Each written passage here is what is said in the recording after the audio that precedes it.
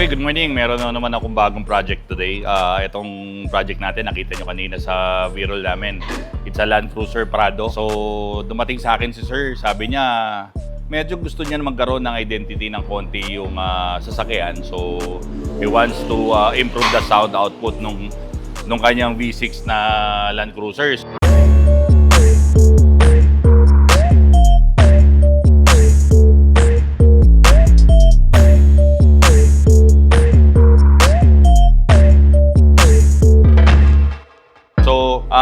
We decided na gumamit lang ng Borla XS Pro.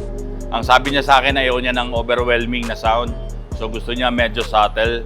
So si Borla XS Pro kasi, yan yung quality of sound na binibigay niya. Very subtle bass. So yun ang ilalagay namin dito. And then we will do a cutback. We will improve the pipes a bit. So makikita nyo rito, ang size ng pipes ng stock is almost 3. So ang gagawin natin, we improve a bit. So pamula dahil dito sa flange na to, itong napakalaking muffler na to, we will change it to Borla XS Pro.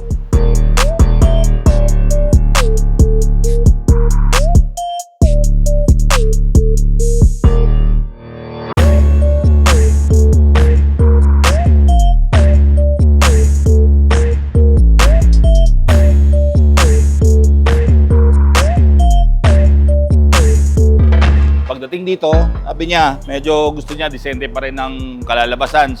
We will use a Borla tip for this. So, exciting project para sa araw ito. Umpisahan na natin.